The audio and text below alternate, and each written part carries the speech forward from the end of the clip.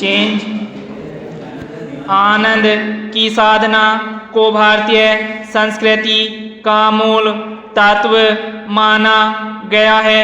भारतीय दृष्टि से जीवन के प्रत्येक कार्य में प्रत्यक्ष या परोक्ष रूप में आनंद का भाव सन्निहित रहा करता है। इस दृष्टि से हम कुछ सीखने के लिए पुस्तकों का साथ नहीं ढूंढते, आनंद के लिए भी हम उनको पढ़ते लिखते हैं।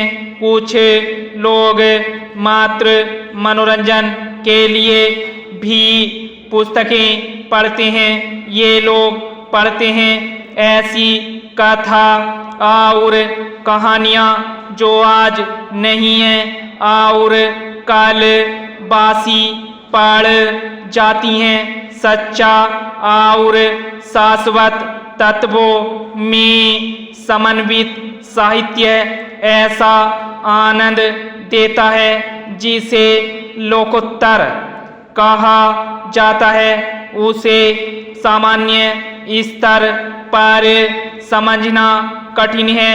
अपनी सत्य और सौंदर्य के समन्वय के द्वारा ही साहित्य यह आनंद देता है। वस्तुतः अध्ययन का अभिप्राय है स्वयं पढ़ना। अध्ययन पुस्तक का भी हो सकता है और अपने आसपास के जीवन का भी।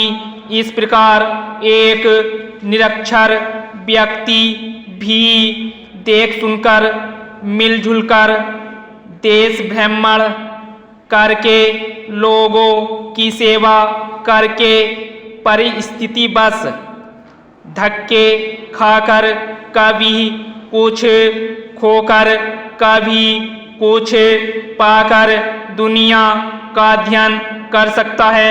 निश्चय ही यह जीवन का व्यावहारिक अध्ययन है। इसमें भी आनंद आता है और इसके द्वारा भी कबीर जैसा मनुष्य ज्ञान का पंडित और महाकवि बन सकता है।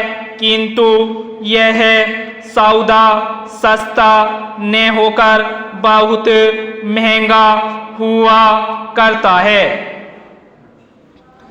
पुस्तकों का अध्ययन जीवन के अध्ययन से कहीं सरल और सहज सुलभ होता है।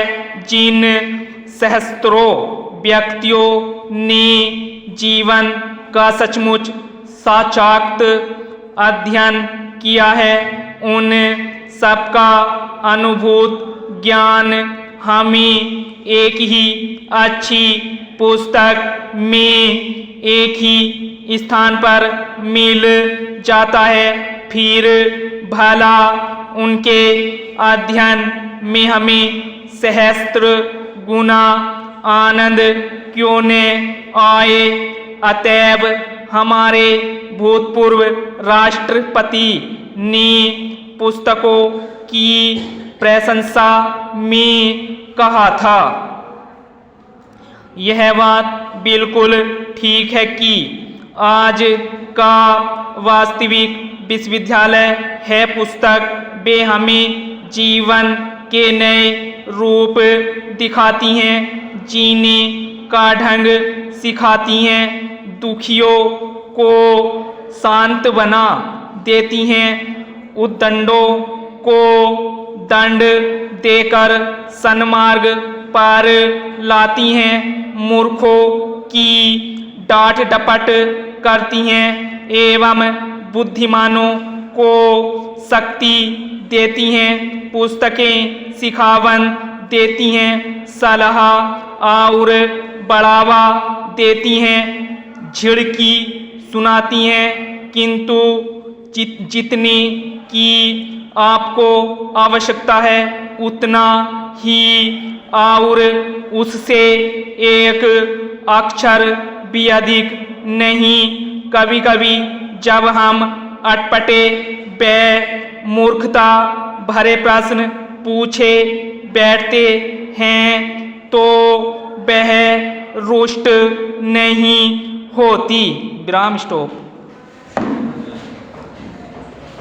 पढ़ लीजिए, सॉरी बना लीजिए, इसको बनाने का है।